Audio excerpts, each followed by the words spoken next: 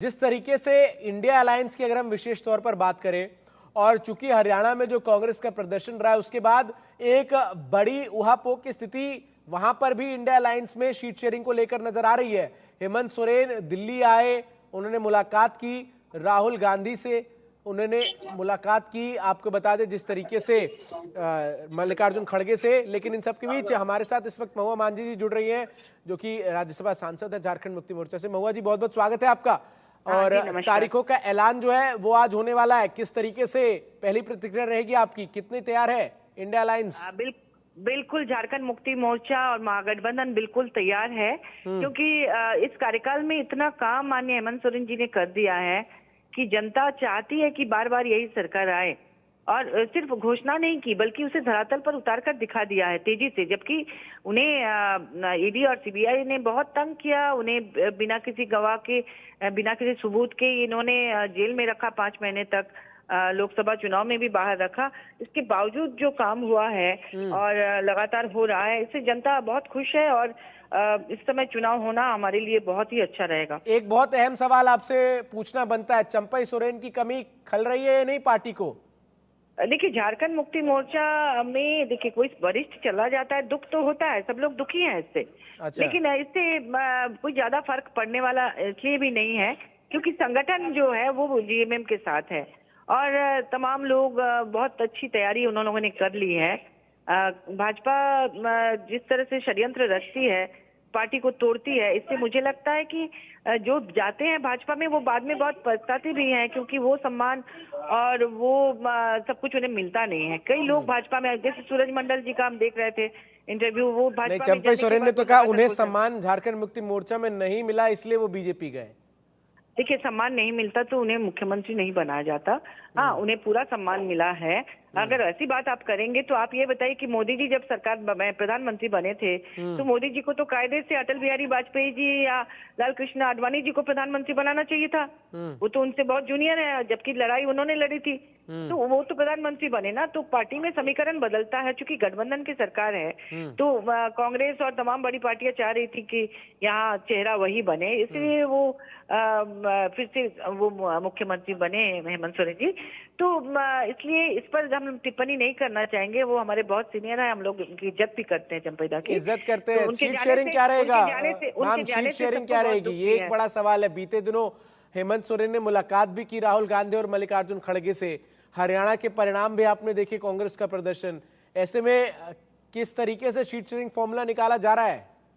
देखिए हमारे यहाँ 2019 में सीट शेयरिंग फॉर्मूला यही था कि जो फर्स्ट और सेकंड थे, मतलब जो सिटिंग थे और उसके बाद जो सेकंड नंबर पे थे, एज ए कैंडिडेट्स को चुना गया जो किसी भी पार्टी के हैं। मान लीजिए वो गठबंधन में अगर कांग्रेस के हैं, अगर जेएमएम के हैं, राजद के हैं, तो उसी तरह से चुना गया था। और मुझे लगता है कि इस बार भी जो इंडिया गठबंधन की नेशनल लेवल पर जो मीटिंग्स हुई उसमें कई में मैं भी उपस्थित थी, उसमें तमाम बड़े नेताओं ने यही कहा कि हम लोग ये नहीं देखेंगे कि वो किस ये से, जो कैंडिडेट सबसे ज्यादा जीत का भरोसा दिलाएगा उसी को दिया जाएगा, वो चाहे माने गठबंधन की किसी भी दल के हो।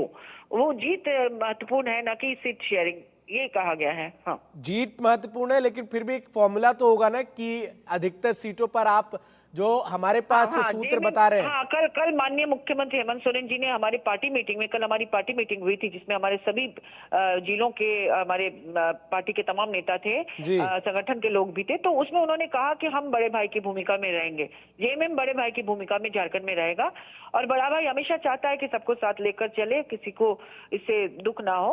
और आला कमान लोग बैठ के निर्णय लेंगे कि कौन सा सीट किसके लिए महत्वपूर्ण है, कौन जीत का मैक्सिमम भरोसा दिलाएगा, क्योंकि एक एक सीट महत्वपूर्ण है। सिर्फ चुनाव लड़ने के लिए नहीं लड़ा जाएगा, जीतने के लिए लड़ा जाएगा। लेकिन मैं दो नेताओं का नाम लूंगा जो कि आपके प्रतिद्वंदी दल से हैं, जो लगातार कैंप किए हुए हैं।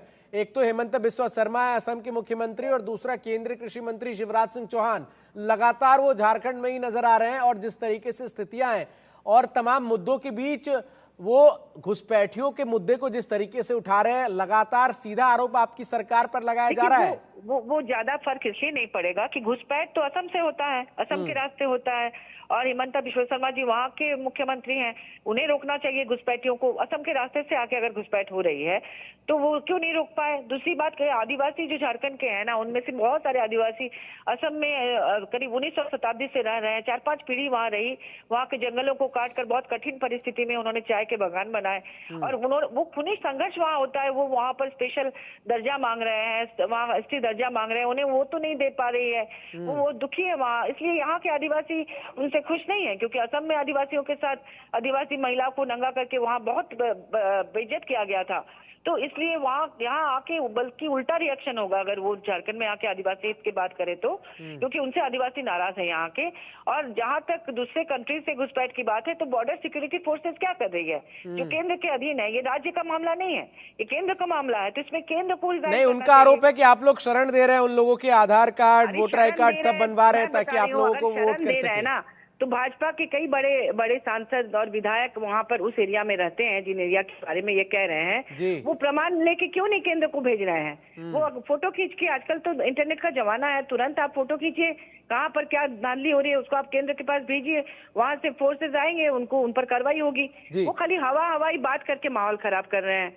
वो कोई बाहर के नहीं है, वो लोकल लोग हैं। मान लीजिए एक मोहल्ले में 4 लोग रह रहे हैं, उसमें से कोई महिला किसी से अगर प्रेम विवाह करती है तो वो घुसपैठ का नाम देके कई बार बदनाम कर रहे हैं। बस एक आखिरी सवाल रहेगा महुआ जी, कौन से वो कुछ बड़े काम हैं जिनको लेकर आप जनता के बीच इस पूरे विधानसभा चुनाव में प्रचार करती हुई नजर आएंगी और जिससे आपको सत्ता में वापसी की उम्मीद है? देखिए, सबसे पहली बात कि यहाँ की महिलाएं जो भाजपा में, पहले भाजपा का कार्यकाल था, 2000 साल में झारखंड बना, 24 साल तक में से करीब 17 साल भाजपा का कार्यकाल रहा, डबल इंजन की सरकार रही, उनके 3-4-5 मुख्यमंत्री रहे। महिलाओं के साथ इतना अन्याय हुआ कि ट्रैफिकिंग चरम पर थी, और महिलाओं की तस्करी माने पंजाब, असम, हरियाणा, दिल्ली तक होती थी। उन्हें नौकरी देने का झांसा देकर यहाँ जो ट्रैफिकर्स थे, उसमें एक पन्ना लाल है जो 15,000 लड़कियों की तस्करी उन्होंने की थी, आदिवासी लड़कियों की। तो ये सब मामलों को खत्म करने के लिए माननीय हेमंत सोरेन जी ने, महिलाओं को सशक्त करने के लिए, अपने राज्य में सम्मानजनक रोजगार दिलाने के लिए ढेर सारी योजनाएं उन्होंने लॉन्च की, उसका लाभ यहाँ मिल रहा है। तो सबसे पहली बात कि यहाँ की महिलाएं जो हैं वो यहाँ उनको वोट करेंगी, और दूसरी बात कि हर एज को ध्यान में रखा गया, सर्वजन पेंशन योजना यहाँ लॉन्च किया गया, युवाओं को रोजगार देने के लिए मुख्यमंत्री रोजगार सृजन योजना लॉन्च किया गया, खेल के क्षेत्र में करने के लिए पोटो खेल योजना है, सावित्रीबाई फुले किशोरी समृद्धि योजना, मतलब किसी भी तबके को उन्होंने छोड़ा नहीं।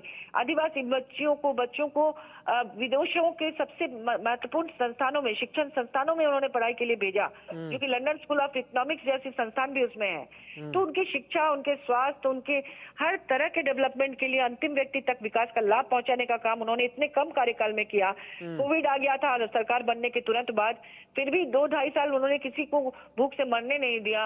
और हमारे जो लेह लद्दाख में आदिवासी मजदूर भाई लोग हैं, उनको हवाई जहाज से वापस लाया, स्पेशल ट्रेनें चलाई, और 5 महीने जेल में रखकर उन यहाँ ईडी से बिना किसी सबूत के बिल्कुल, तो ये तमाम मुद्दे हैं। बिल्कुल, बहुत बहुत शुक्रिया। यहाँ पर फिर से सरकार हमारी बनेगी जी, बहुत बहुत शुक्रिया महुआ जी आपका हमारे साथ जुड़कर तमाम बातों को रखने के लिए। तो महुआ मान जी झारखंड मुक्ति मोर्चा से राज्यसभा की सांसद चुनाव तारीखों के ऐलान से पहले प्रतिक्रिया देती हुई नजर आई कि किस तरीके से एक बार फिर से सत्ता में वापसी को लेकर जो इंडिया गठबंधन है वो आशान्वित है, और साथ ही साथ इस बात को भी उन्होंने स्पष्ट कर दिया कि झारखंड मुक्ति मोर्चा बड़े भाई की भूमिका में रहेगी। शीट शेयरिंग फॉर्मूला कुछ ही दिनों में जो है वो सामने आ जाएगा। बहुत बहुत शुक्रिया संजय जी भी हमारे साथ लगातार बने थे आपका, और रितेश आपका भी मेरे साथ जुड़कर तमाम जानकारी जो है वो दर्शकों तक पहुंचाने के लिए। तो लगातार हमारी कवरेज जो है वो जारी है। 3:30 बजे चुनाव आयोग की तरफ से तारीखों का ऐलान होगा। रुकेंगे एक छोटे से ब्रेक।